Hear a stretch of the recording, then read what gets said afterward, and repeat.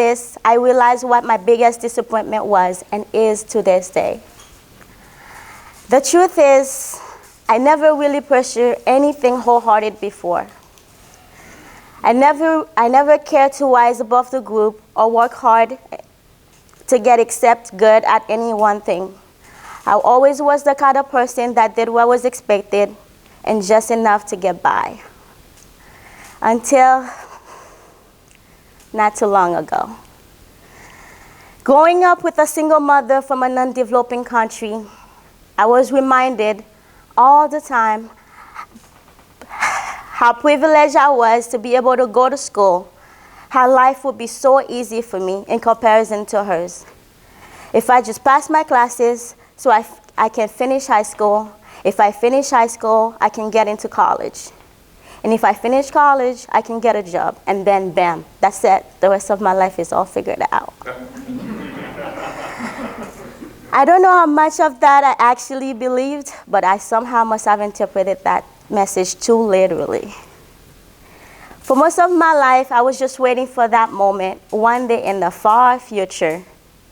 And after completing all these prerequisites, to start seriously living and enjoying life. I thought that I would be automatically good at my job, magically have tons of meaningful relationships, and just be happy. Well, if you haven't figured out, that's not how exactly how life goes, or at least that's not how it went for me. I came to the US September 2011. I was 16 years old and undocumented. Graduating high school, I was so excited to go off to college to study business management. When I tried to apply to college, I found out that you have to be documented. From that moment on, my entire life plan changed.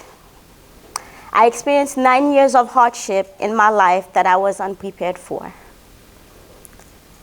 Aside from the documented challenges, I experienced something much more traumatic in my life. I've been emotionally, physically abused by my own family members. No one to turn to.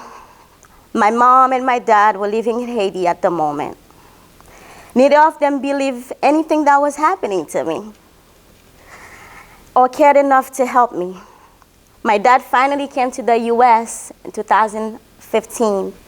I was so happy, thinking that he would take care of me and everything would be different. But I was mistaken.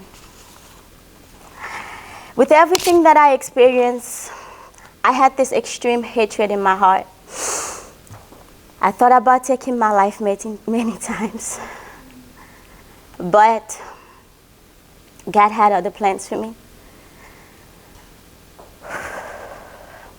One thing that got me where I am today was hope, gratitude, and forgiveness. I never had the courage to talk about this openly until today, which made me realize that I still have a lot of feelings and childhood trauma that I need to work on. I finally decided to not be afraid of getting professional help and get a therapist. What has been magical is, as I choose to forgive and be grateful, people become more supportive and my life improves so much. Years later, after getting my immigration situated, I finally went to Haiti. 10 years later, it was the best time of my life. It was an amazing celebration, seeing all my family, aunts, uncles, and cousins. I was so happy. My favorite moment there was how my mom couldn't stop admiring me and made it her mission to make up for the past 10 years of us being apart and apologize for not being there for me. Fast forward to today, another celebration is I landed my first job in the field that I wanted. I'm now faced with other challenges in both my professional and personal life. Let's just say I'm not the person I want to be just yet, but this led me here. I want to have better communication skills. I want to take more initiative. I also want to have more discipline, persistence, and focus. I want to do more than just enough. I never want to settle for less anymore. I want to be proud that I'm giving my best shot and enjoying life and enjoying all the ups and downs along the way. At times, I'm a shy person. I joined Toastmasters because I wanted to challenge myself on public speaking. I wanted to practice getting comfortable being uncomfortable. Toastmasters is doing that for me. You are also amazing and supportive, making me feel welcome and loved. Thank you for giving me the opportunity to be part of this outstanding group. So with that, I would end with a quote by Water Avina Celeste. There is no set moment in your life that will define you. Every moment is a chance to change your life for the better.